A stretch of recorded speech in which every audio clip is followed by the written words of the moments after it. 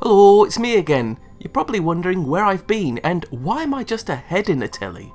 Well, you see, I've kind of been distracted by this idea. Here, let me show you.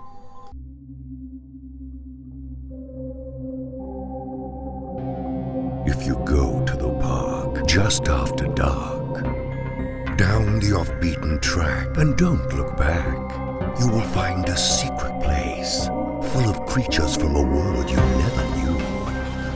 Welcome to the Boo Zoo.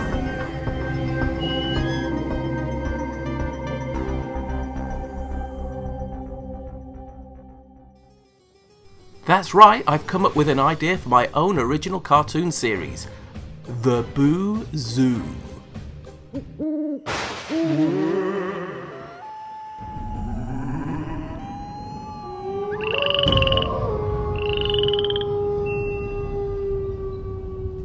The Boo Zoo is a zoo for monsters that comes to life at night.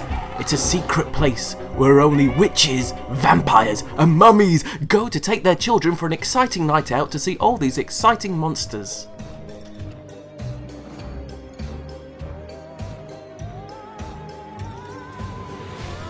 The zoo creatures are all looked after by my main characters, Albert Clot. He's the zoo bookeeper and aspiring boologist.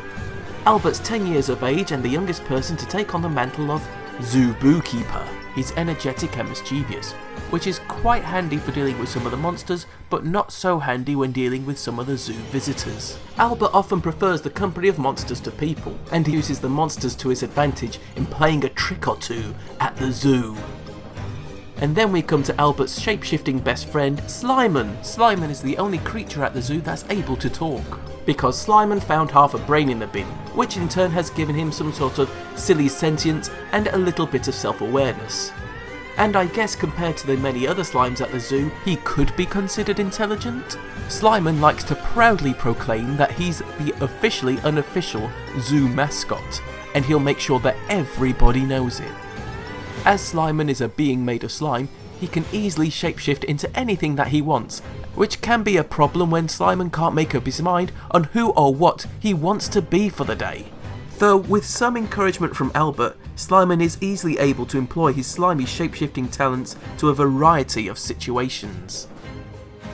Albert and Slimon are as bad as each other at always trying to push the limits of what jokes they can get away with, and there isn't much that they're afraid of.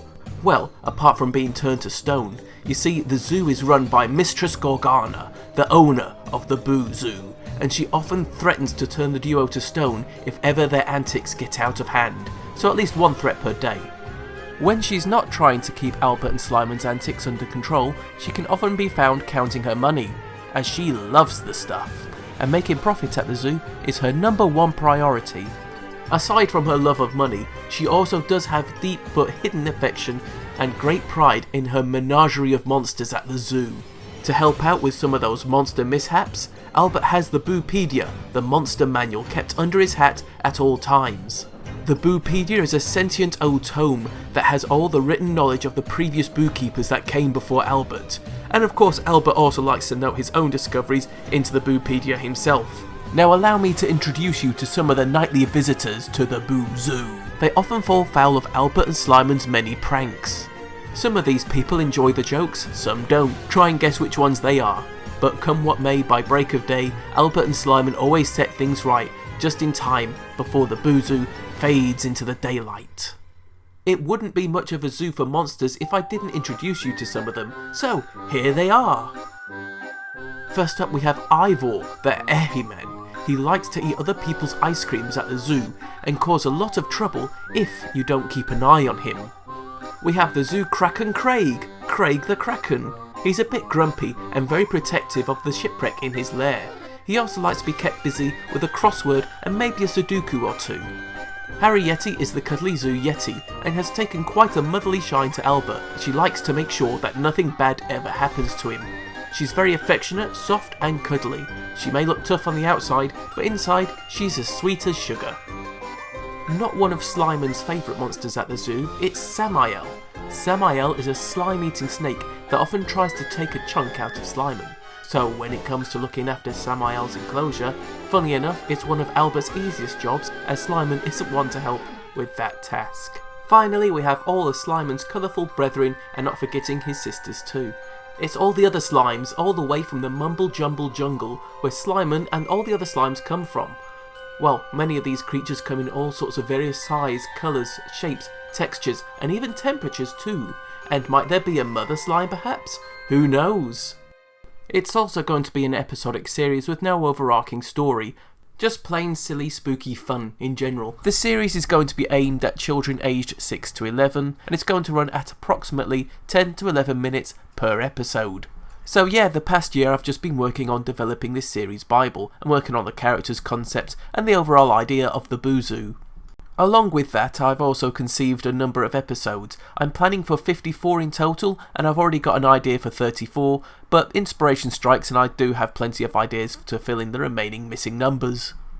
I have written up a pilot episode already that's ready to go into production, well, whenever, and also I do have an idea for a fun little minisode that could also work as a pilot. The material I've been working on in the past year has all gone into making the series Bible, which ideally I'd like to release a physical version of. I'd probably start a Kickstarter for that so you can all get yourself a copy, as well as selling some Boo Zoo merch. I'll be back soon with some more videos, but also I'll be working on some more Boo Zoo stuff on the side. Also, don't forget to follow the Boo Zoo Twitter, link in the description below, for more Boo Zoo stuff, as well as my own Twitter for the Blue Artisan for Blue Artisan stuff. I'll run the video in its entirety again for you, as well as the credit sequence for all the amazingly talented people that helped bring my little zoo world to life. Please give them a like and follow in the description below. These are amazing people, and I just cannot thank you enough for all the hard and awesome work they put into bringing my little zoo to life.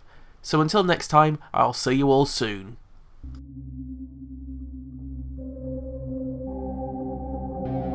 If you go to the park just after dark, down the off-beaten track, and don't look back, you will find a secret place full of creatures from a world you never knew